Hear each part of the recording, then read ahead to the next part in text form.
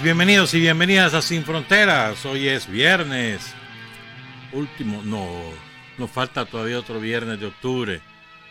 Hoy es 23 de octubre de 2020 con Carlos José Hurtado y con Luis Enrique Guerrero, cuando son las 6 de la mañana con 30 minutos. Sin Fronteras, la revista con William Griggs Vivado en la primerísima 91.7 y 105.3 FM. 6 de la mañana con 34 minutos. Un saludo al ingeniero René Alfonso Cano Bustamante, que hoy está cumpliendo 46 años, creo que es. El nieto mayor de doña Luisa y del ingeniero René Cano, mentira, el hijo mayor. Saludos también a María Luisa y al ingeniero Cano, que ya está en su casa, muy bien, recuperándose. Saludos a Alicia y a los hijos de René Alfonso y de Victoria Alicia, perdón. También está cumpliendo años don Edí Narváez. Edí ya anda cifrando los 38, 39 por ahí. De parte de su esposa Arlene Narváez, de su hijo Eddie Junior, de su suegra Juanita Ruiz. Eddie, hoy se emborracha Eddie con la Arlene, que la Arlene es buena, mano. Y alguien me pasó un papelito ayer, que también está cumpliendo años el compañero Rafael Dávila, de parte de su esposa doña Indiana Cruz Mora, que son un matrimonio sandinista de toda la vida, de parte de sus hijos también. Queremos enviar nuestras condolencias a la capitán Claudia Guido, cuyo padre, don José Antonio Guido Cruz, falleció y será sepultado esta mañana. Su viuda, doña Jacoba Har, a Claudia, hija de don José Antonio, a sus hermanos Axel y Jürgen Guido Har, los hermanos de don José Antonio, Marcelino, el comandante Marcelino Guido, la comandante Ana Julia Guido, el compañero Félix Guido, hermanos de don José Antonio, que falleció y que hoy por la mañana serán sus funerales.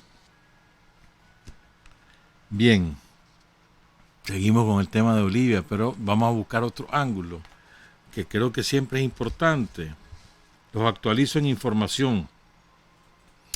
Hasta ¿qué hora? A las 3, 4 de la madrugada, hora de Nicaragua, está contabilizado el 99.96%, es decir, solo falta el 0.04% de la acta por computar, que son 14 actas de las 35.600 urnas colocadas en toda la geografía boliviana. Y la diferencia ya fue, pues esto no va a variar, esta es la definitiva, 26.26% de diferencia. ¿Qué clase de cachimbiada, hermano?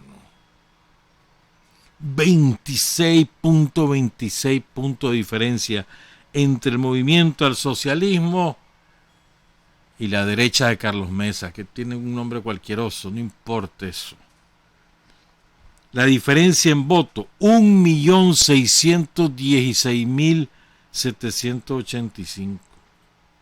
Porque el movimiento al socialismo obtuvo 3.392.165 votos.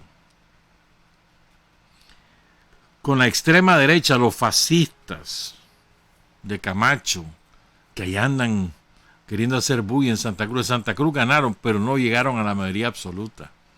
45%, y Evo sacó en el Santa Cruz el 36%. ¿Por qué Santa Cruz es importante? Porque es un polo económico muy importante en Bolivia.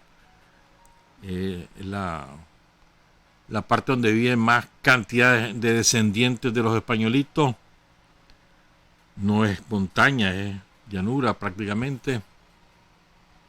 Ahí los indígenas son los trabajadores domésticos, vigilantes, constructores, ahí los tienen, son los blanquitos los que mandan. Entonces ahí los blanquitos ganaron las elecciones allí en Santa Cruz, pero no lograron la mayoría absoluta. El MAS sacó ahí como 570,000 votos, el 36%, un poco más. Otro dato importante es que el MAS va a tener mayoría absoluta, tanto en la Cámara de Diputados como en la Cámara de Senadores, pero no va a tener la mayoría de 2/3, la mayoría calificada, creo que se llama eso, ¿no? Es decir, ¿qué significa esto? El MAS tiene 73 de los 130 diputados, y para poder obtener los 2/3 son 87 diputados. O sea, le quedó bastante lejos. Va a poder aprobar leyes o derogar leyes normalmente, pues no va a tener problemas en eso, pero sí el MAS va a tener que negociar con la oposición para el nombramiento de las autoridades del Estado, como el fiscal, como el contralor, como los magistrados electorales o de la corte, etcétera, pues. O para destituir a alguien, pues también tiene que pasar por los 2/3. Aunque eso lo hace en general el Senado, ¿verdad? En el Senado al MAS se le fue un poco mejor en términos relativos. De 36 senadores, el MAS tiene 21. De 36, 21. Y los 2/3 se consiguen con 24. Mesa logró 11 y Camacho 4 senadores. Mesa tuvo 41 diputados y Camacho 16 diputados. Ahí los actualizo. Ahora tiene un gran clavo el presidente electo, Lucho Arce, porque sabe que él, o sea, no solamente el movimiento del socialismo, sino que la articulación de todos los movimientos sociales, sobre todo de origen indígena, los mineros, respaldaron esta fórmula presidencial, ¿verdad? Entonces, por ejemplo, el Alto, donde el MAS barrió, la ciudad más importante de Bolivia después de La Paz, está pidiendo 5 ministerios. Pero es que dice Arce que si junta todas las peticiones que ha recibido debería tener 145 ministros, porque todo el mundo quiere tener ministerio. Interesante, ¿eh? Ahora viene ese acomodo y va a tener que hilar delgado para mantener el respaldo de todas las organizaciones que apoyaron la fórmula presidencial del MAS. Estaba viendo un día de esto, creo que fue el martes o el miércoles, un tipo ahí que se ofreció de voluntario para quitar el cuadro de Evo. ¿Vos no viste ese video? Se ofrece de voluntario, hermano, y dice, porque hay que quitar, los fascistas, hay que quitar el retrato de ese hombre, entonces yo lo voy a quitar personalmente. Sale el baboso, pan, y lo quita. Y después se sienta en el despacho, creo que era el alcalde, creo. Ahora sale pidiendo perdón. Miren, ya voy a poner otra vez el retrato. A la puchila, hace falta no tener ni un poquito de dignidad, ¿verdad vos? Como uno que fue ministro de Educación de Evo, que se desapareció. Y ahora le mandó a decir, felicitar a Lucho, no sé, le cayeron encima a todos. Porque todo el mundo lo considera un desertor. Es decir, aquí también hay cosas que no se pueden olvidar, pues. Entonces quería presentarles estas dos cosas que nos caen como anillo al dedo a nosotros.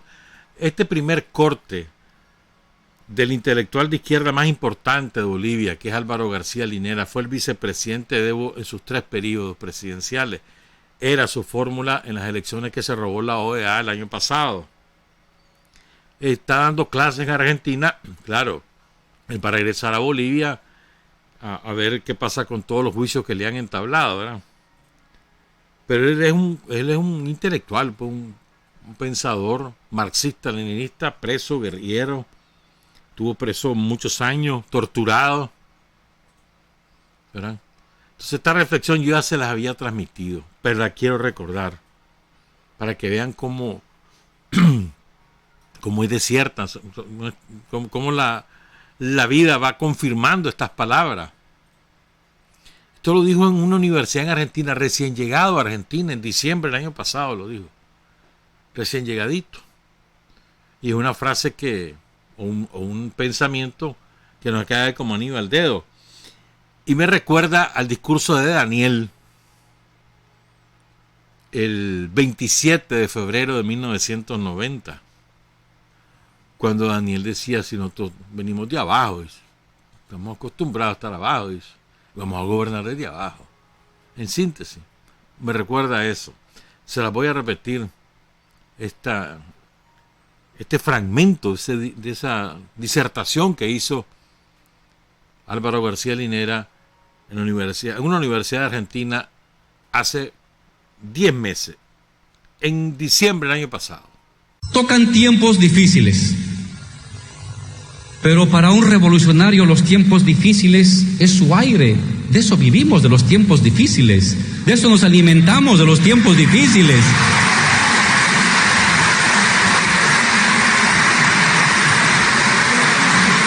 ¿Acaso no venimos de abajo? ¿Acaso no somos los perseguidos, los torturados, los marginados de los tiempos neoliberales? El siglo de oro, la década de oro del continente no ha sido gratis. Ha sido la lucha de ustedes desde abajo, desde sus sindicatos, desde la universidad, desde los barrios, la que ha dado lugar al ciclo revolucionario.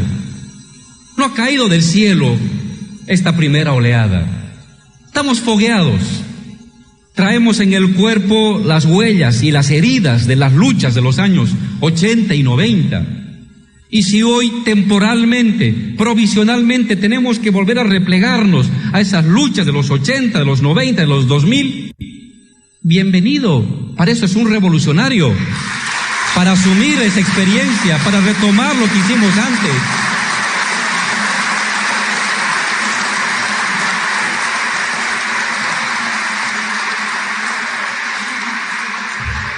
Luchar, vencer, caerse, levantarse, vencer, caerse, levantarse, luchar, vencer, caerse, hasta que se acabe la vida. Ese es nuestro destino. Para eso estamos. Luchar, caer, levantarse, hasta que se acabe la vida, dice. Para eso estamos los revolucionarios. Y es verdad. Y ahí está la prueba. Menos de un año y se revirtió todo lo que hizo el imperialismo en Bolivia. Quedó totalmente revertido. Vamos a ver ahora el programa de gobierno y la ejecución del programa de gobierno que ocurre en Bolivia.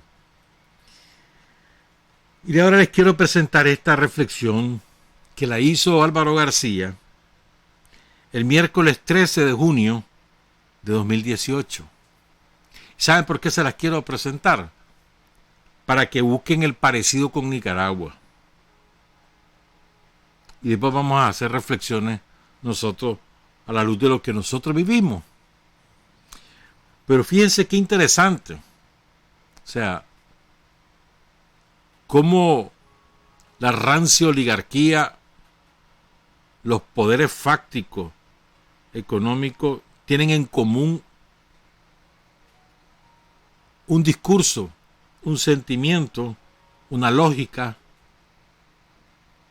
que le explica muy bien Álvaro García Linera cuando era vicepresidente de Bolivia. En ese momento que él da la declaración, él está de presidente interino porque Evo anda de viaje. Entonces hay un periodista que le pregunta que un líder de la oposición había hecho no sé qué cosa, entonces ¿qué pensaba? Y entonces él da la respuesta. Comparen y, o sea, encuentren las similitudes en los discursos de las oposiciones de derecha en el continente. Álvaro García Linera.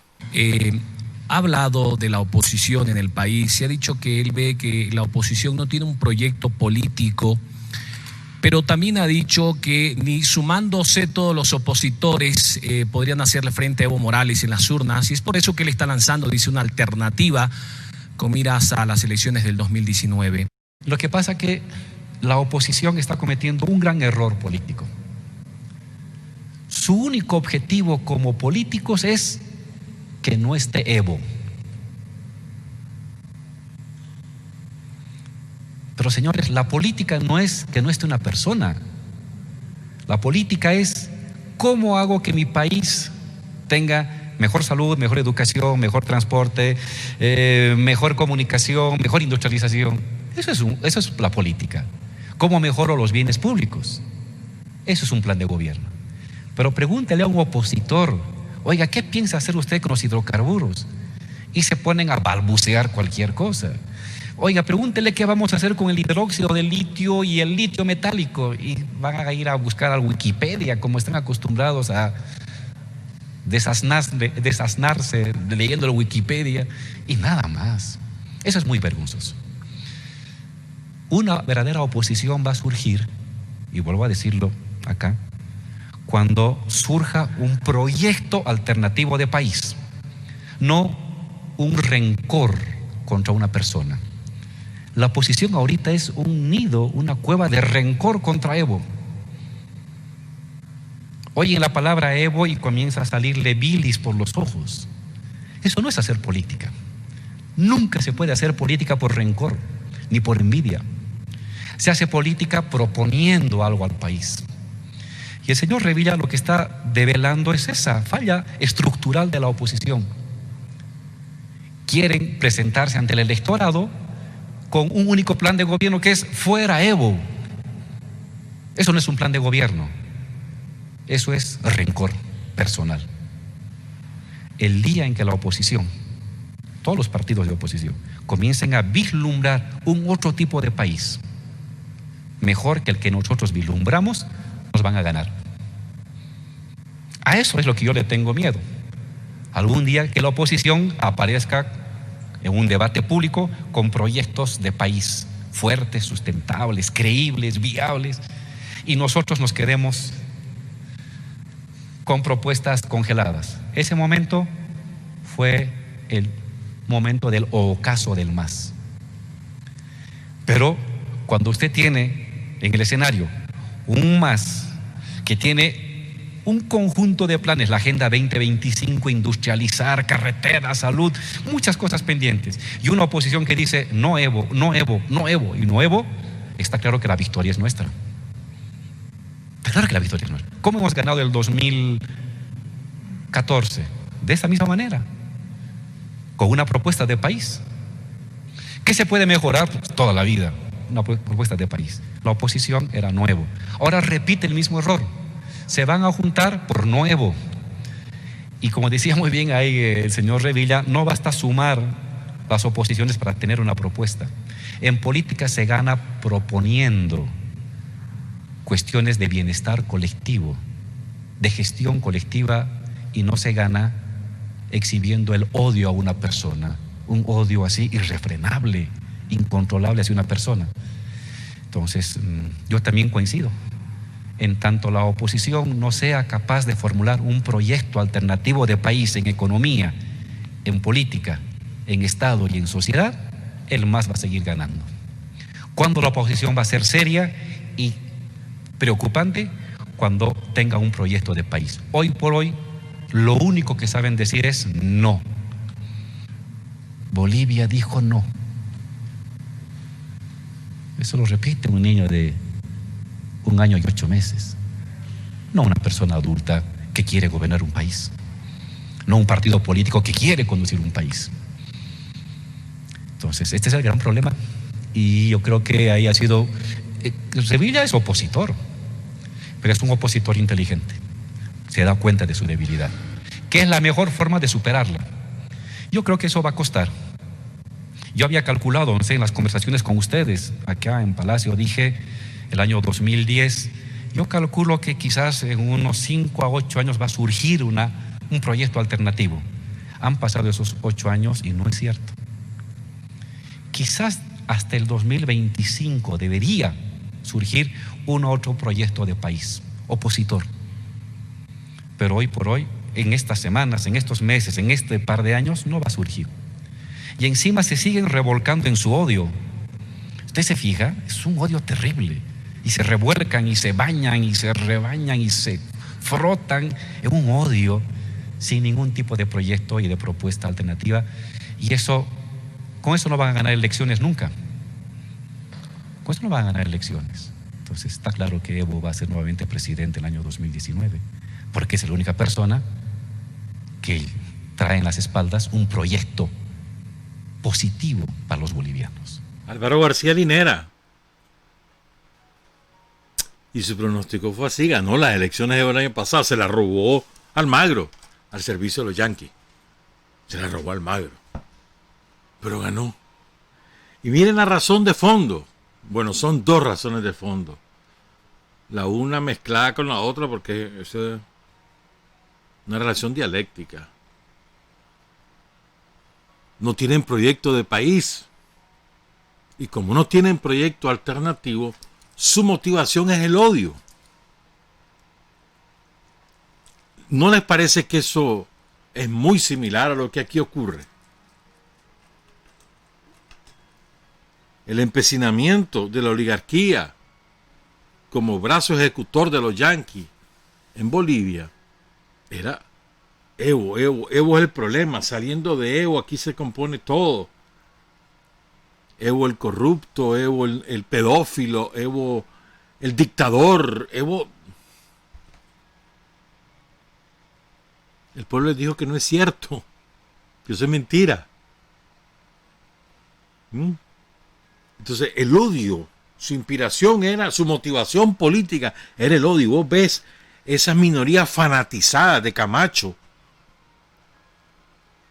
que se dedican a la golpiza de indígenas o de dirigentes sindicales. Ayer le dieron una golpiza tremenda a un dirigente minero, masista, está en el hospital.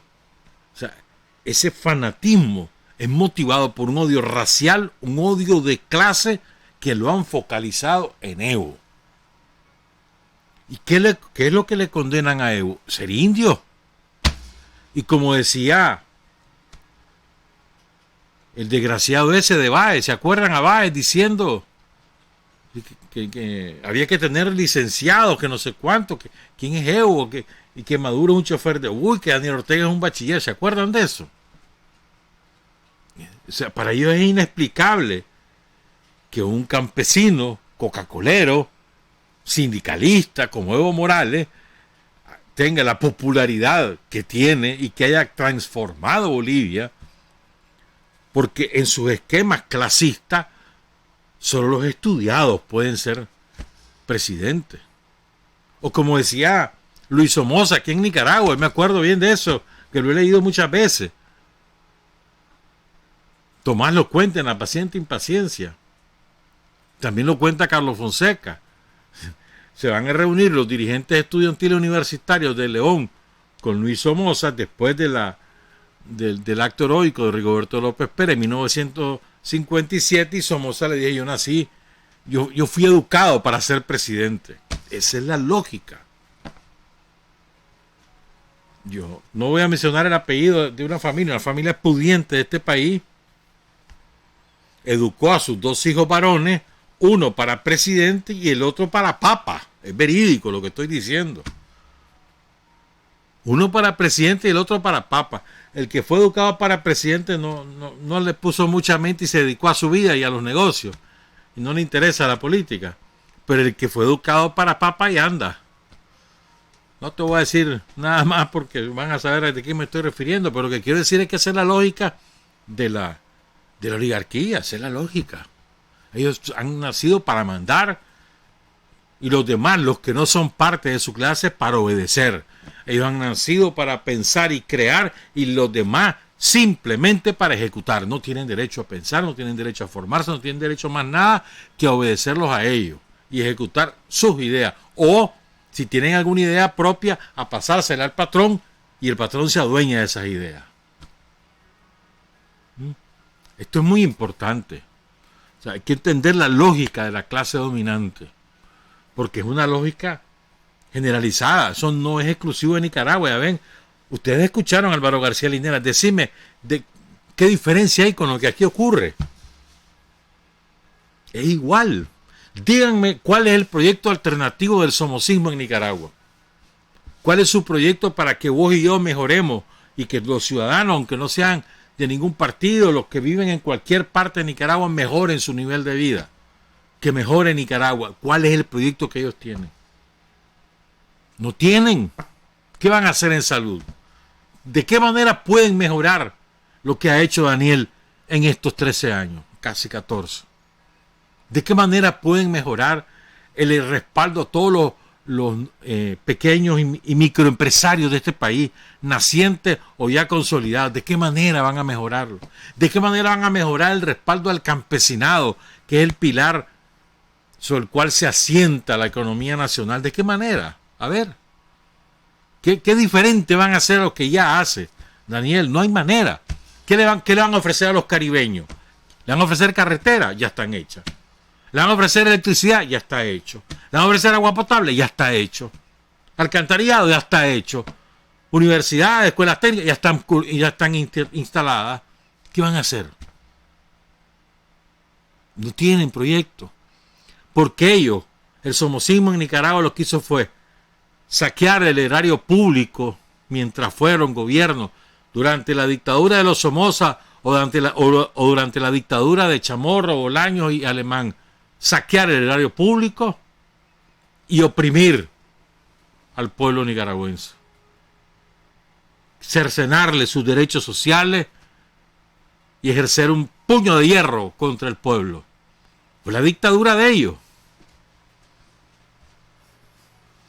Nada más que la diferencia de la dictadura de una minoría sobre las mayorías. Esa es la diferencia sustancial. Y no querían dar a todo con el dedo, nos decían que eso era la democracia. Que robar era parte de la democracia. Que robarse las elecciones era parte de la democracia. ¿O no se acuerdan ya lo que hizo Alemán en el 96? ¿No se acuerdan? Lo que hizo Alemán en la alcaldía de Managua, ¿se les olvidó? ¿Ah? Vivo. Entonces, el somocismo no carece de proyectos de país, tiene proyectos de ellos, eso sí los tienen. Mira, que yo tengo una empresa, si a mí no pagar impuestos y si además me ayudaran, me dieran ahí un subsidio, yo podría desarrollarme. Entonces van con esa idea. Pero ellos no van con la idea de mejorar el nivel de vida de la gente. Nunca ha sido así. Jamás. Revisen sus propuestas. Nunca ha sido así. Ni en el papel, ni mucho menos en los hechos. Una de las cosas que decía Lucho Arce en una de tantas entrevistas es que él es economista con doctorado y todo mate, pues no crea que es cualquier gato, no, hermano, un hombre estudiado con un profundo sentimiento de clase, pero estudiado. Le llaman de los Chucky Boy, ¿verdad? Entonces una de las cosas que él decía es que antes de que Evo tomara el poder, antes de 2005, bueno, 2006 asumió, una de las cosas que decía es que la izquierda iba a demostrar que manejaba mejor la economía que la derecha. Eso es lo que exactamente ha hecho Daniel en Nicaragua. Daniel ha manejado mejor la economía que todos los gobiernos del somocismo, y todo el somocismo era educados para administrar el capitalismo. Daniel no, pero ha manejado mucho mejor la economía que todos ellos juntos. Estabilidad monetaria, estabilidad bancaria, estabilidad financiera, un balance fiscal cada vez más favorable. Todavía hay déficit, claro que sí. Exportaciones, importaciones, manejo macro y manejo micro, hermano. Te puede ir a dar clase, ¿viste, Daniel? O sea, porque parte de su desprecio de clase es solamente nosotros podemos hacer esas cosas. Porque hemos estudiado en Harvard, en Boston, en Massachusetts. Mentira. Mentira. La economía tiene una lógica política. Si vos no manejas la economía con una lógica política, te hundís.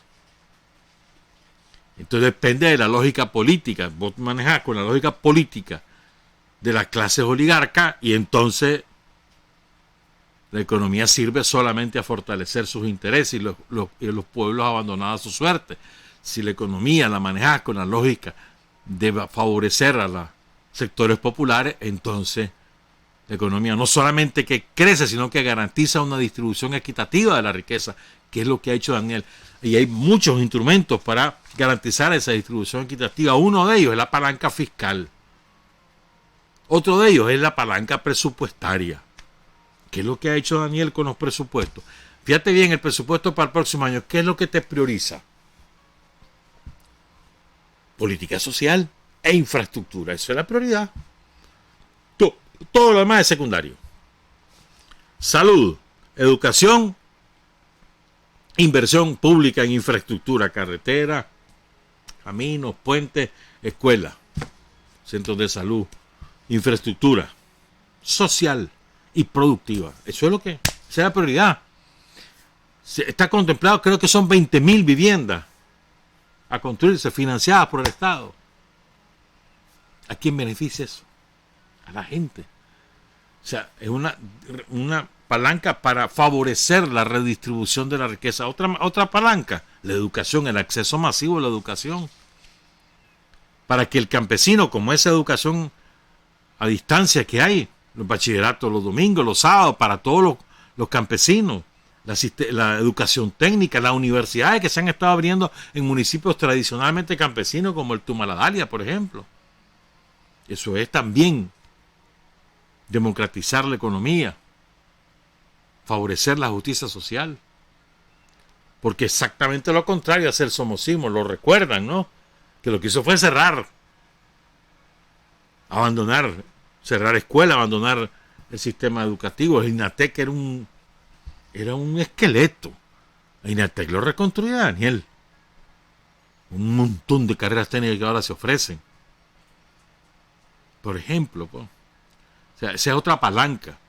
¿Me entiendes? Entonces ellos ocupan el Estado para favorecer sus intereses y excluir a las mayorías.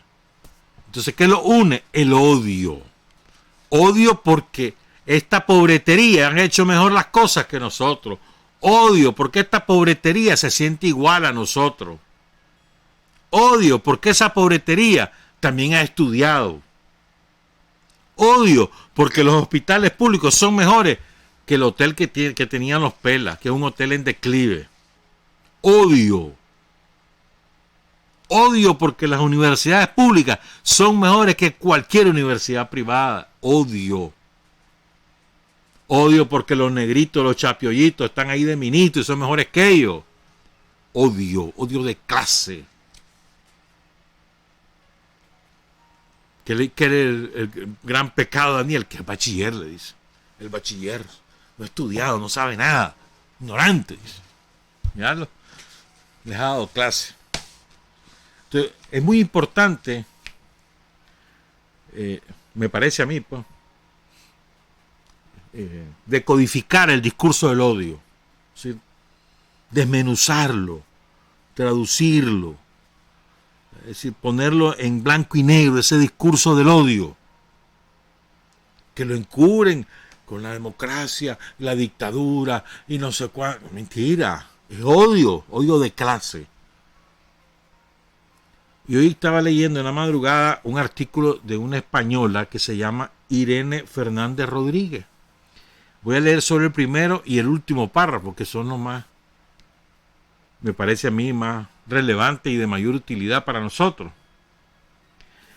Y me acordé inmediatamente, hice la analogía, porque lo que ella dice es lo que te viene sosteniendo el gobierno del Frente Sandinista a lo largo de estos 13 años, y en particular lo que dice prácticamente todos los días del mundo Rosario en sus alocuciones del mediodía. Prácticamente todos los días lo dice. Dice Irene Fernández Rodríguez algo que a mí me parece formidable, la manera como lo formula. Ella se pregunta, ¿hay algo más revolucionario que el amor? ¿Se acuerdan que el Che decía que en fin de cuentas el revolucionario es un hombre, es un portador de amor? Es un asunto, que la revolución es un asunto de amor. Entonces dice Irene Fernández, ¿hay algo más revolucionario que el amor? El amor es respeto, hermandad, solidaridad, valentía, y sobre todo el amor es cuidado, cuidarse uno y cuidar a los demás. Mira qué bonito, ¿no? Cuando tienes esa mochila, la mochila del cuidado, del amor, das las gracias y los buenos días.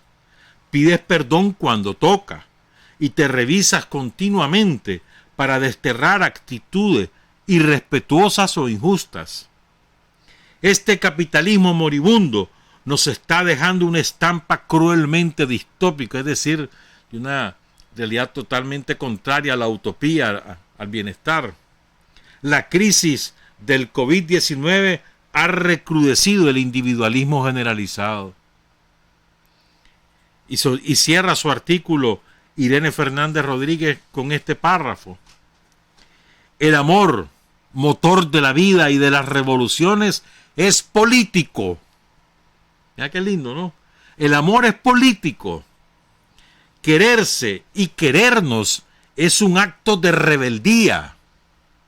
En un mundo que se encuentra en batalla entre lo reaccionario y el progreso, la verdadera democracia, que no es esto y que sí nos necesita libres. El odio de clase también es amor por los tuyos, porque no nacimos para sufrir, nacimos para ser libres. Y como dice la canción, queremos todo lo que es bello. Esté bien, el amor es político.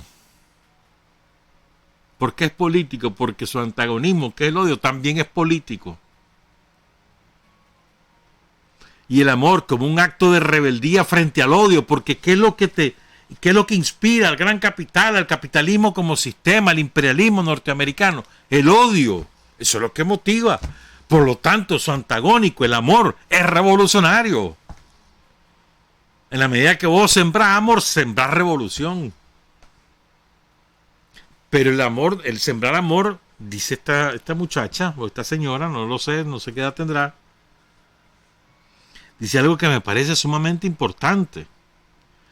Hay que revisarse continuamente para desterrar actitudes irrespetuosas o injustas. Esta es la parte que casi todos fallamos. Hablamos del amor y la revolución, pero como que eso no, es ajeno a nuestra propia actitud. Y no hay nada más contradictorio que eso. Nosotros tenemos que ser portadores. Portadores y portavoces. Portadores como actores, es decir, como protagonistas de hechos, y portavoces con la palabra. Portadores porque nuestros hechos son hechos de amor que producen revolución. Y portavoces porque nuestros hechos, que son actos de amor y producen revolución, nos dan la autoridad para predicarlo. O sea, a mí me parece sumamente bonita esta reflexión, ¿no? Y quiero leerlo de nuevo. ¿Hay algo más revolucionario que el amor? El amor es respeto, hermandad, solidaridad, valentía. Y sobre todo el amor es cuidado, cuidarse uno mismo y cuidar al otro. Cuidarse uno mismo y cuidar al otro que no es necesariamente tu familia, también es tu familia, pero el otro es el otro. Cuidar a todo el mundo, cuidarnos y cuidar. El amor, motor de la vida y de las revoluciones, es político. Quererse y querernos es un acto de rebeldía. ¿Qué te enseña el capitalismo? A que vos te avergonces de vos mismo. Si vos no tenés bienes materiales y sobre todo si no estás a la moda, te detestás. Y entonces haces todo lo posible por estar a la altura. Y eso es a codazo, eso es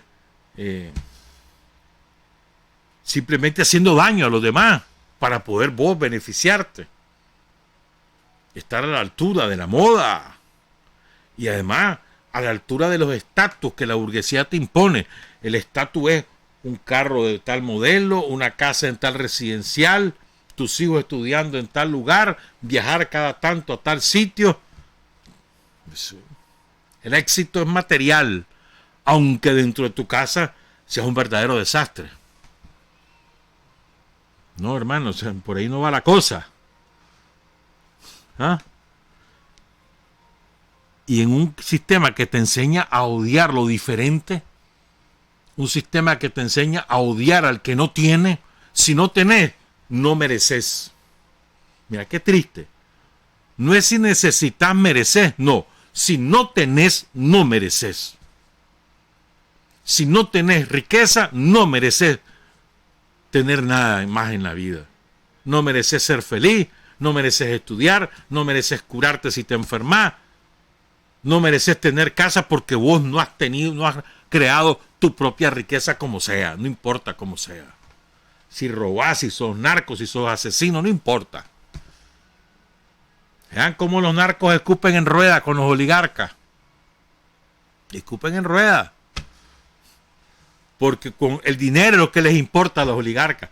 Que si es mal habido o no es mal habido, eso no le pone en mente. Tiene reales. El amor es político. Y querernos y querer es un acto de rebeldía en un mundo que se encuentra en batalla entre los reaccionarios y el progreso. La verdadera democracia, que no es el capitalismo, nos necesita libres. En la medida que somos libres, podemos producir democracia y revolución libre de esas ataduras del capitalismo, de lo material, del odio, libres del odio, hermano. Puchica, sentirse fresco. Uno puede tener la factura pendiente y saber quién te hizo daño, pero no necesitas tomar la revancha. El tiempo se va a encargar, hermano. ¿Viste lo que hizo el pueblo boliviano? ¿Cuál fue su revancha? Desalojarlos del poder por la vía electoral, con una insurrección masiva del pueblo boliviano, que se tradujo en votos en la urna. No hubo manera de parar a ese pueblo. ¿Sabe su mejor venganza? Nuestra venganza por todo lo que nos hicieron en el 2018 y lo que nos siguen haciendo ahora es la insurrección de la esperanza en el 2021. Vamos a arrasar con ello, inspirados por el amor, como un acto de rebeldía, para seguirnos queriendo y para seguir queriendo a los demás, para seguirnos cuidando y para seguir cuidando a los demás. Una pausa, regresamos, 7:16. Hay hombres que luchan un día y son buenos. Hay hombres que luchan un año y son mejores. Pero hay hombres que luchan toda la vida. Esos son los imprescindibles. Como el Che, que decía, un artículo que publicó el Che hace mucho tiempo, por supuesto, ¿verdad? El revolucionario verdadero está guiado por grandes sentimientos de amor. Es imposible pensar en un revolucionario auténtico sin esta cualidad. Nuestros revolucionarios de vanguardia tienen que idealizar ese amor a los pueblos, a las causas más sagradas y hacerlo único, indivisible. No pueden descender con su pequeña dosis de cariño cotidiano hacia los lugares donde el hombre común lo ejercita. Hay que tener una gran dosis de humanidad, una gran dosis de sentido de la justicia y la verdad para no caer en extremos dogmáticos, en escolasticismos fríos, en aislamientos de las masas. Todos los días hay que luchar porque ese amor a la humanidad viviente se transforme en hechos concretos, en actos que sirvan de ejemplo, de movilización. Nosotros, socialistas, somos más libres porque somos más plenos por ser más libres. El esqueleto de nuestra libertad completa está formado. Falta la sustancia proteica y el ropaje, lo crearemos. Nuestra libertad y su sostén cotidiano tienen color de sangre y están henchidos de sacrificio. Este es de la Carta del Socialismo y el Hombre en Cuba, que se la mandó a Carlos Quijano, que era editor de un semanario ya desaparecido en el Uruguay que se llamaba Marcha, y publicada el 12 de marzo de 1965, el Che Guevara, para que vean, pues, hace casi 60 años, 55 años de esa carta del Che, cuánta vigencia. Y a propósito de actos de amor, yo quiero hablarles de un compañero que dio su vida como un acto de amor. Vamos a ver si nos da tiempo de contar toda la historia. ¿verdad? Es un compañero del cual muy pocos conocen la dimensión de su sacrificio, ni siquiera su nombre. Y se los quiero agradecer, como lo mencionábamos, creo que fue el lunes o el miércoles. Le quiero agradecer al ingeniero Augusto Darce por habernos mandado este testimonio. Y el nombre de este héroe, arquitecto,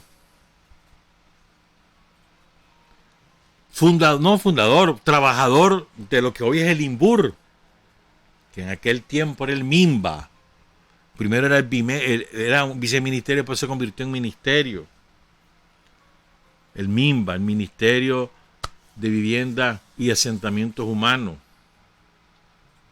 Su nombre es Noel Huilo Corbiler. Y yo creo, no estoy seguro de lo que voy a decir, pero estoy 95% convencido de que yo conozco a su hijo y a su viuda.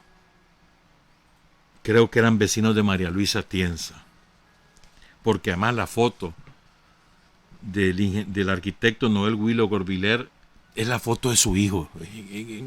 Son retratos.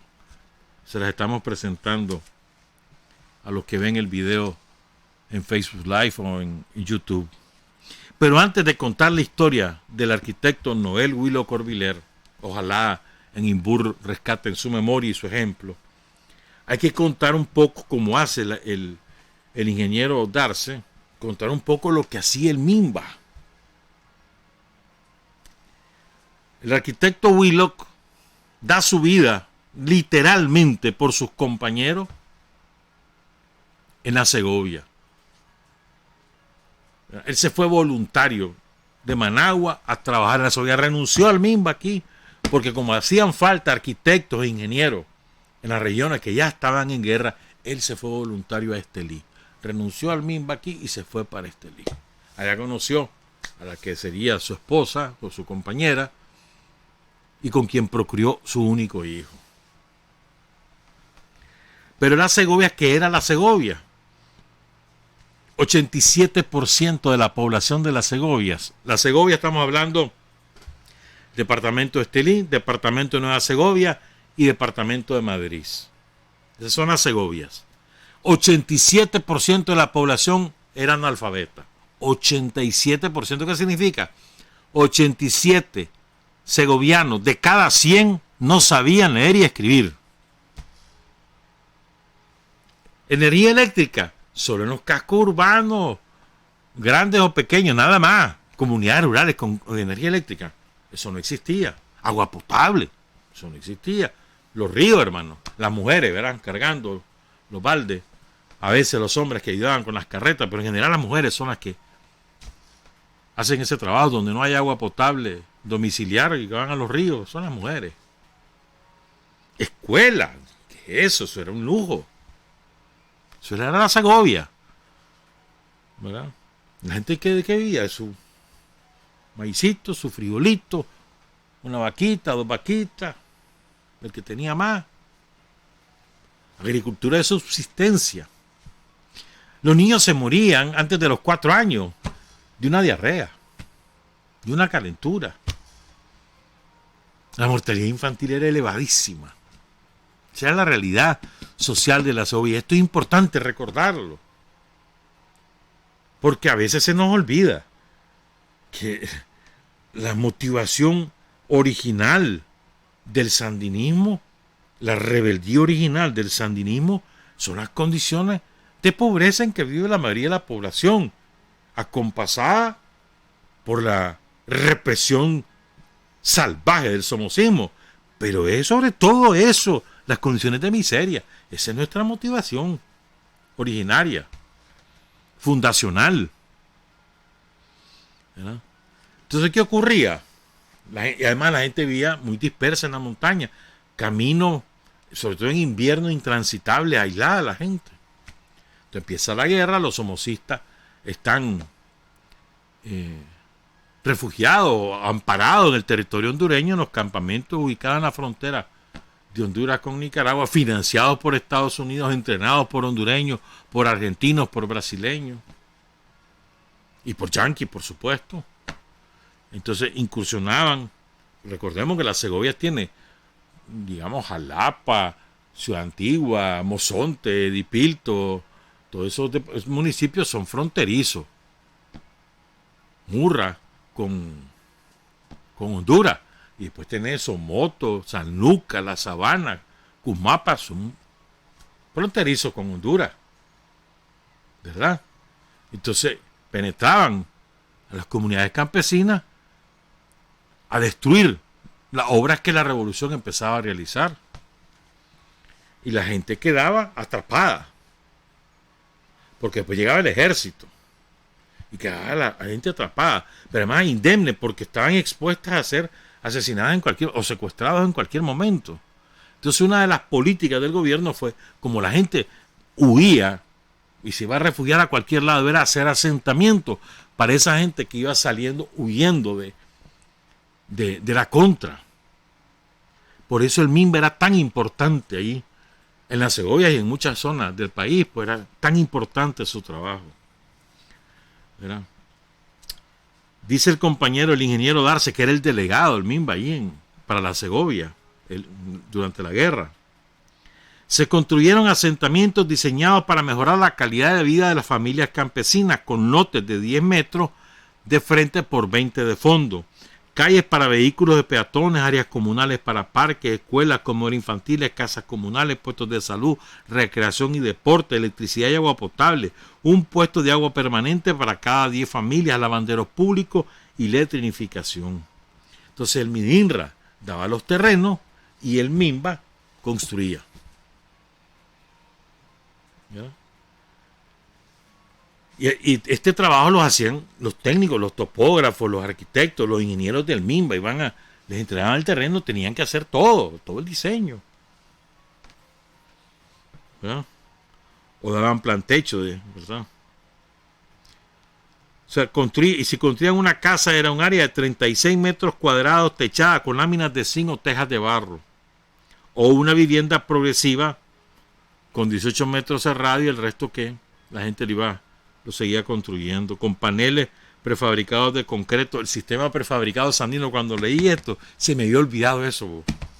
Es cierto, existía el sistema prefabricado sandino, que era para hacer casas prefabricadas. Se me había olvidado, gracias al ingeniero Darce.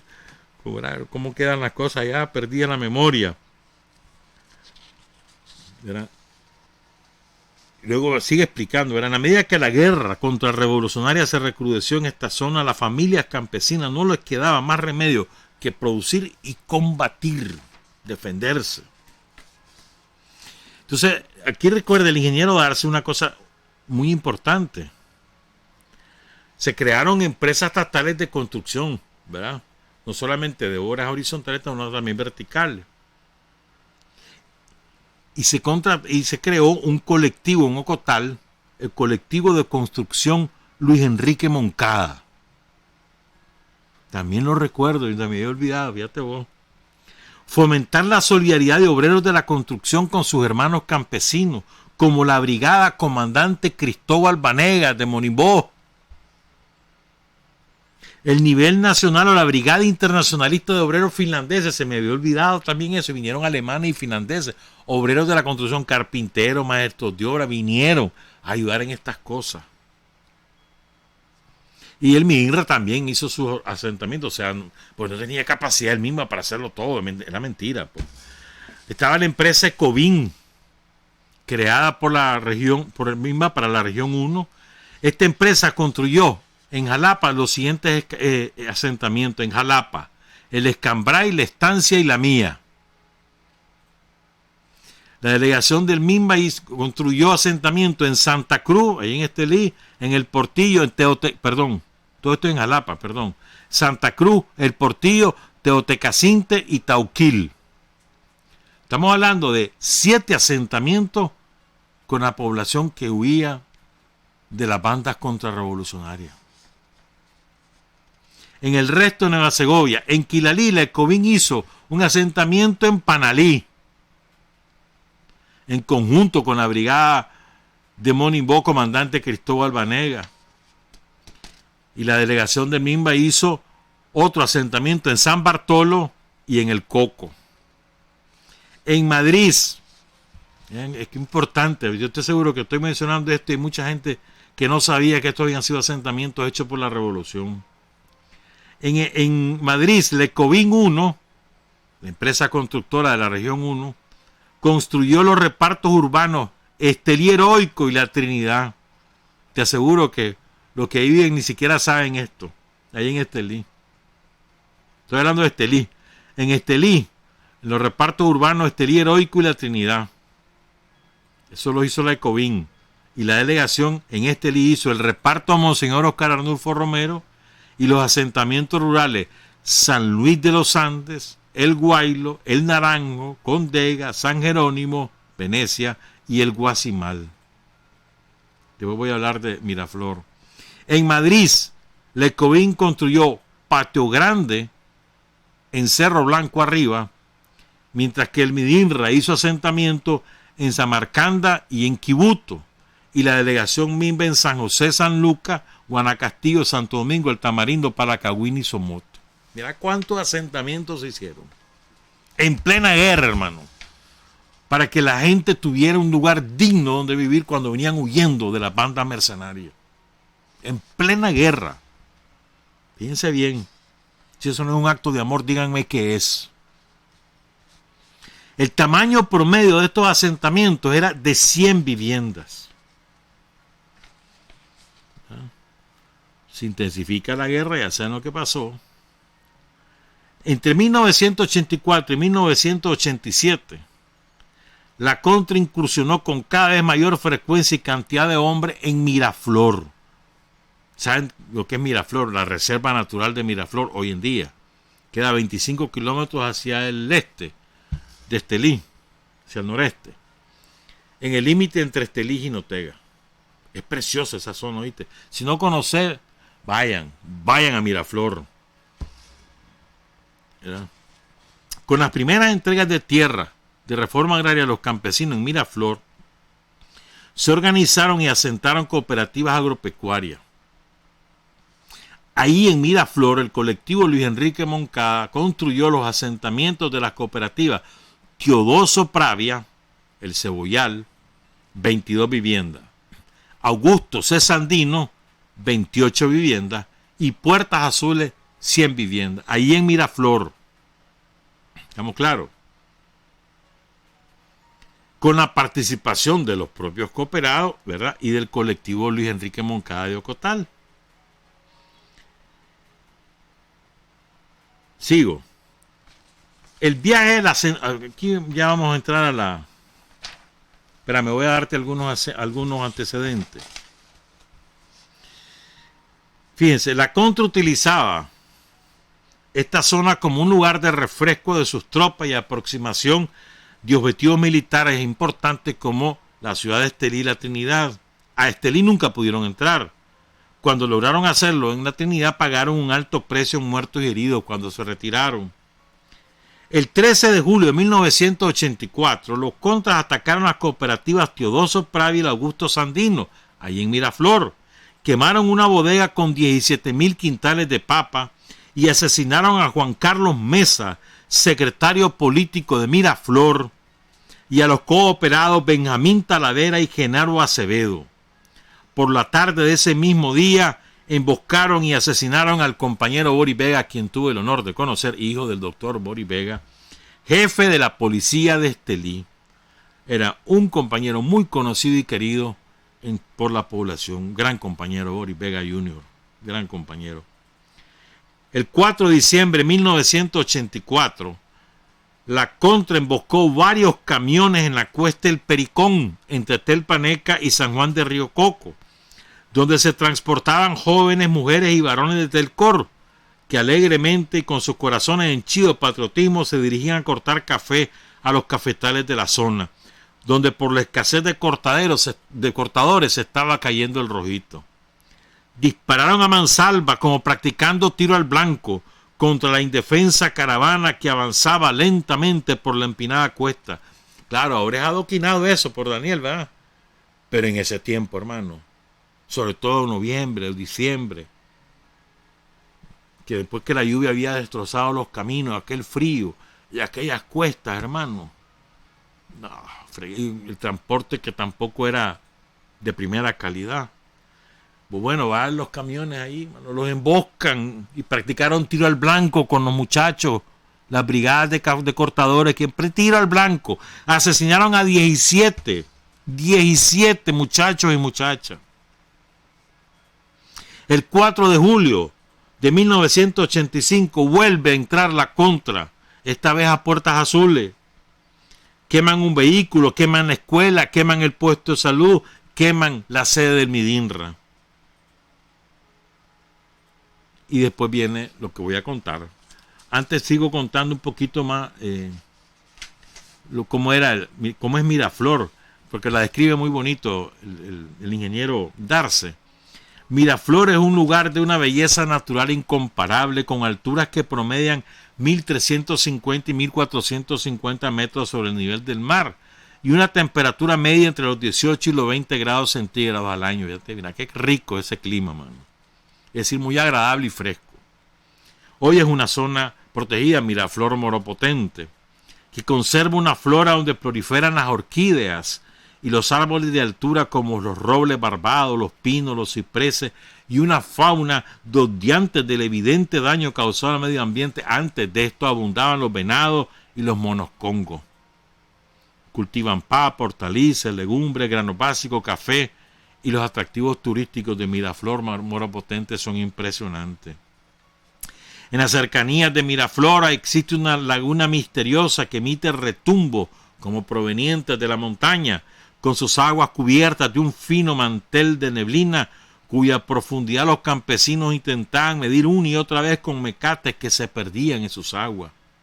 Los pobladores evitan bañarse en sus aguas heladas por temor a las culebras y los zarzapiñuelas y las leyendas que se tejen alrededor de ellos. El viaje a los asentamientos del Cebollal y Puertos Azules desde Estelí lo hacíamos en más de una hora. Fíjate bien, más de una hora. Ahora eso se hace en media hora, está ahí, menos. Porque el camino era malo. Los transportábamos en vehículos viejos que se descomponían a cada rato en el camino. Y teníamos que ir despacio con los fusiles bala en boca por temor a las emboscadas de la Contra en cada pendiente o recodo del camino. ¿Verdad?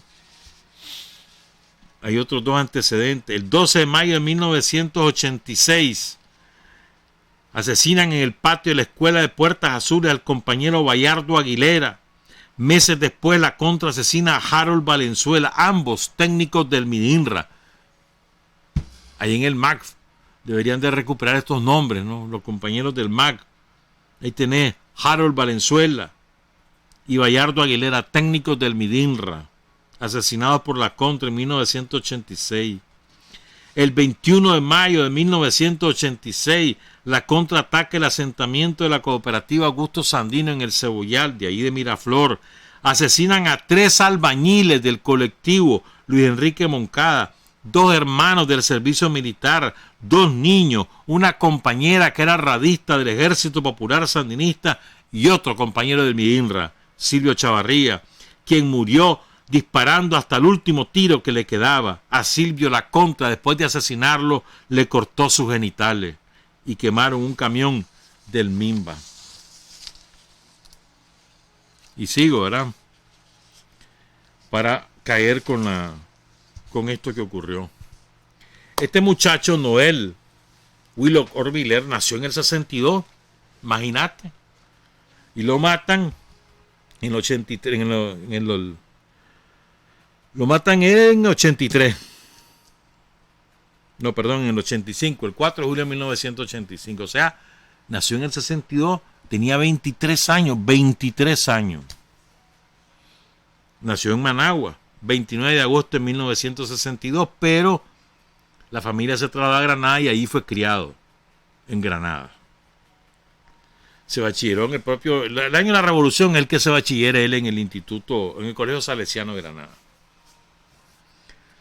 Entonces este chavalo empieza a estudiar arquitectura. En 1980 era un excelente alumno. Entre 82 y 83 se fue a la batalla del café, la batalla antiimperialista del café, a la UP La Colonia, la famosa UP La Colonia, allá en Jinotega. La sorpresa, La Colonia. Un frío que hacían en esas UPes, mano. Bañarte era un sacrificio, ¿viste? Y ahí se integra a la reserva del alto mando para la defensa antiaérea del país. Y le dan la militancia a la juventud sandinista. En la escuela de arquitectura, Noel conoce a Diana Rugama, que era esteliana. Ya, eso fue lo que lo jaló para irse para Estelí, la Diana. En 1984 nace su único hijo, Eric.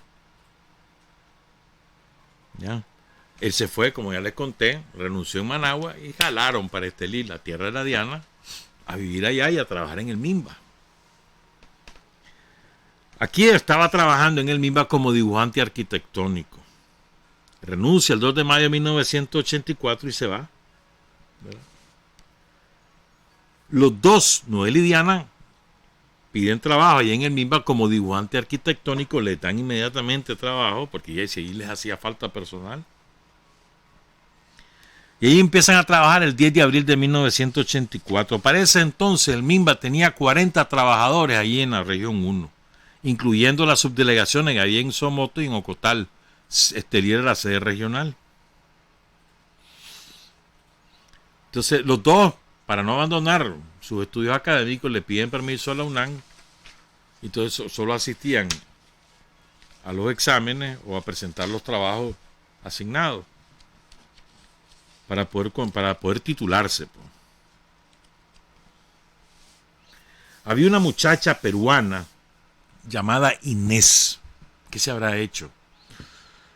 Revolucionaria. Trabajaba en esa delegación del MIMBA. Es importante. Después les digo por qué menciono a Inés. Y bueno, los dos chavalos se dedican a trabajar duro, pues, en el diseño de los asentamientos y toda esa onda, pues lo que hace un arquitecto. Iban a la medición topográfica, al terreno, estudiaban el terreno, viéndolo, no la foto, iban, aunque fuera un sitio peligroso, y hacían todo lo que había que hacer, pues. Entonces, la muchacha esta, Inés, la arquitecta, ella siempre iba con su fusil al hombro cada vez que salía a inspeccionar un asentamiento en construcción, a buscar un terreno donde se iba a hacer un nuevo asentamiento. Le preguntaban que por qué andaba armada y ella siempre decía: yo siempre voy con mi fusil porque no quiero que la contra me agarre viva. En caso de que aparezcan, dispararé y dispararé hasta que se vayan o hasta que me maten. Pero no me llevan con ellos. Ya sabemos los horrores que hace la contra. Eso decía la muchacha. Y Noel decía lo mismo. Entonces él siempre iba armado. Siempre iba armado. Esto es importante para que entiendan lo que pasó después. Entonces, cuenta el ingeniero Darce. Entonces, aquí viene ya el relato. El 4 de julio de 1985, el hermano pueblo norteamericano celebraba 209 años de su independencia de Inglaterra. Desde muy temprano de ese día, en las oficinas de la delegación del MIMBA de la Segovia, se observaba un ir y venir de quienes teníamos programado una gira de trabajo a Miraflor. Habíamos recibido del MIMBA Central un refuerzo de una cuadrilla de topografía y con ella habíamos planeado levantar topográficamente el terreno de un nuevo asentamiento de 100 viviendas en Oro Verde, en las cercanías de Puertos Azules, en Miraflor Moropotente. A los topógrafos que habían llegado a Managua les preguntamos si tenían o sabían, si sabían o tenían experiencia en el manejo de armas. El ejército nos había entregado bajo mi responsabilidad un lote de fusiles AK con sus municiones para nuestra defensa personal en las misiones que hacíamos fuera de Estelí. Les informé a los topógrafos que el lugar donde íbamos a hacer el levantamiento era peligroso por las frecuentes incursiones de la contra. En la delegación Habíamos un grupo de compañeros que teníamos un buen conocimiento y experiencia en el manejo de estas armas, las cuales utilizábamos con disciplina y responsabilidad. Uno de ellos era Héctor, responsable de los maestros de obra, quien había sido guerrillero sandinista en la lucha de liberación contra Somoza. Los topógrafos de Managua, todos varones, nos respondieron que no sabían ni tenían experiencia en el manejo de armas, así que no insistimos más con ellos sobre el tema. Ese día, Isidro, el conductor, el 4 de julio de 1985, se animó a llevar fusil, así que solo yo iba armado, tan bien armado que los compañeros en broma me decían que así como iba, dice el ingeniero Darce, podía ser un buen recupere de la contra. Yo le respondí, como siempre lo hacía, con las mismas palabras de Inés, cuando justificaba por qué siempre caminaba armada. En eso estábamos, o sea, ya el ingeniero Darce está preparado con su pechera, sus cartuchos, su fusil, su cinturón, bien apertrechado, hermano, porque si se aparecía la contra era balazo que se iba a enfrentar con ellos y no a rendirse, ¿verdad? Y además no iba a permitir que se lo llevaran. Entonces ya está listo él, lo llaman por teléfono. El delegado de la presidencia para la región 1, que supongo que era pelota, Carlos Manuel Morales, hoy renegado del frente, ¿verdad? Lo llama y le dice, mira, tenemos una reunión, venite. Es indelegable, tenés que venirte. Que mira, no, tenés que venirte. Entonces él, ¿verdad? Decide, pues, cumplir la orden, ¿no? Irse a la reunión. Ya tiene a todo mundo ahí. Ya está Diana, está Noel. Pero la peruana y Héctor, los dos de mayor experiencia, están en Managua, andan en otra reunión en Managua. Entonces reúne a los topógrafos, el ingeniero Darce y dice, bueno, mira, no vamos a hacer la gira porque me acaban de llamar a una reunión, vamos a posponerla para mañana. Entonces viene Noel y le dice, pero si yo puedo ir. No, que mira, yo puedo ir, y ¿por qué me va? Yo tengo capacidad. Dale, pues, andate vos. Ya esté bien. El ingeniero Darce se queda porque lo llaman a reunión y se va Noel Antonio. Él se ofrece a ir para que la visita no sea suspendida, aprovechar el viaje de los topógrafos. Ya esté bien. Sigo entonces ahora el relato. Noel fue entonces a buscar su fusil y su bolsa de municiones. Ahora él iba a ser el único armado entre los pasajeros del jeep, pero con su estatura de un poco menos de 6 pies, lucía desgarbado, con la bolsa de municiones que usaban los milicianos, ¿te acordás? Era un bolsón así, de tela. Entonces, te quedabas así todo guindado, porque las municiones te bajaban el hombro. Entonces él era alto y flaco, y con aquel chunchón. Entonces dice el ingeniero Darce, el Augusto Darce, que agarró la pechera y se la dio, hombre, ponete esto para que no vaya ahí cayéndote. Entonces se pone la pechera. Noel. Eran casi las 8 de la mañana. A esa hora no se tenía ninguna información de movimientos contras en la zona de Miraflor. Siempre buscaban información con el ejército, con el Ministerio del Interior, pero no tenían ninguna información. Salen para Miraflor. Después supimos, dice Augusto Darce, después supimos que pasaron por el gancho de camino hacia el Cebollal, después de las mesas de Moro Potente, y no encontraron ningún retén que les advirtiera que había contras en la zona. Pasadas las 9 de la mañana, cuando ya habían cubierto la distancia de unos 2 kilómetros entre el empalme a El Cebollal y la entrada a Puertos Azules, al empezar a subir la cuesta del camino que conduce hacia Oro Verde, donde se iba a hacer el levantamiento topográfico, empezaron a oír y sentir cerca del vehículo en que viajaban los balazos de una agrupación numerosa de contras que estaban emboscados en lo alto de la cuesta. Isidro, el conductor, que no andaba armado, hábilmente hizo retroceder el jeep cuesta abajo hasta llegar al plan, y aún en movimiento se lanzan del mismo tratando de salir de la emboscada. Noel, que era el único que iba armado, corrió a parapetarse tras una pila de concreto que se utilizaba para almacenar agua, y desde allí empezó a disparar incesantemente en dirección a los contras, que bajaban furiosamente por la cuesta para acercarlo. Mientras disparaba, Noel Antonio,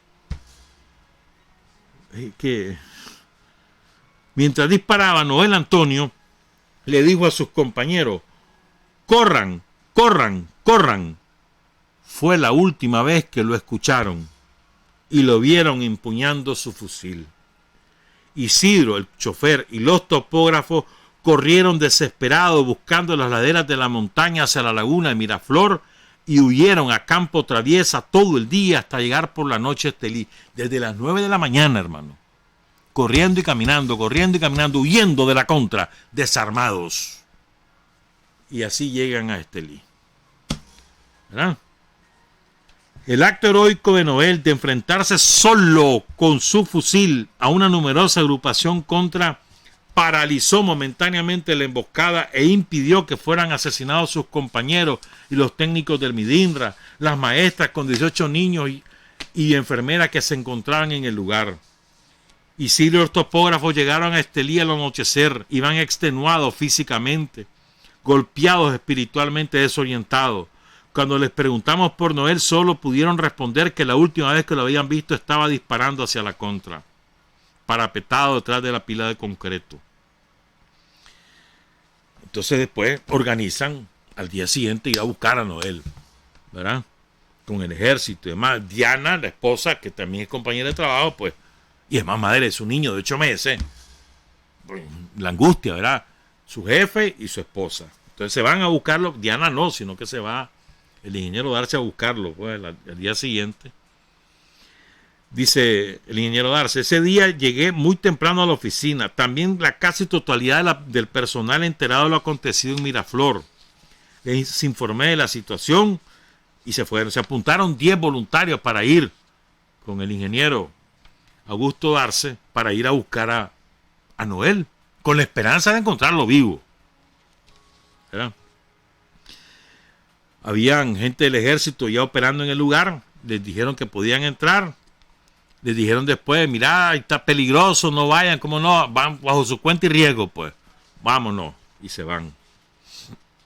Entonces, ahí el ejército tenía retenido un campesino que había sido, daba con la contra, lo tenía retenido. Entonces le piden al ejército que les presente al campesino que quieren hablar con él. Entonces el campesino les cuenta lo que pasó con Noel. Nos habló de un muchacho que se le había enfrentado solo a la contra y al parecer les había causado varias bajas. Al muchacho lo habían matado y un guardia contra andaba exhibiendo una pechera negra de cuero que le habían quitado. Inmediatamente deduje que era la pechera que yo le había entregado a Noel, ya que no eran muy comunes ni las usaba la contra. Fíjate bien. Cuando llegamos al lugar, allí en Puerto ¿verdad? Donde ocurrió la emboscada, encontramos un cuadro desolador de techos humeantes, 2 vehículos quemados incluyendo el nuestro y un silencio tenebroso. Nos estaban esperando Ulises y una compañera de Midinra que se encontraban allí cuando incursionó la contra, quienes nos condujeron por los techos y paredes desplomadas y nos informaron cómo habían ocurrido los hechos. Se fue a la pila de concreto y ahí encontró un charco de sangre, un borde de la pila destrozado, pequeños trozos de una cinta métrica metálica como la que Noel llevaba en la faja. Ahí reconstruyó mentalmente la escena, disparando Noel parapetado en la pila mientras se le iban encima. Él fue alcanzado por un proyectil de gran calibre, posiblemente un lanzagranadas o mono de los que usaba la contra, y ese le impacta en la cintura. Entonces miren lo que ocurrió, porque ya no me tengo que ir, ya no puedo leer sino que contar. ¿Qué ocurrió? Lo hieren mortalmente, él muere, entonces la contra baja, deja varios cadáveres en el camino. Esa era su arrechura, estaban encachimbados porque un solo hombre les había matado gente. Agarran el cuerpo de Noel, hacen una pira con una leña, una madera que tenían ahí almacenada para construir las casas, hacen una pira e incineran el cuerpo de Noel. Ardió desde la mañana del 4 de julio hasta que llegaron ellos, pues lo que encontraron fueron los restos humeantes y pedazos de su cuerpo. Imagínense ustedes lo que fue contarle a Diana que había muerto Noel.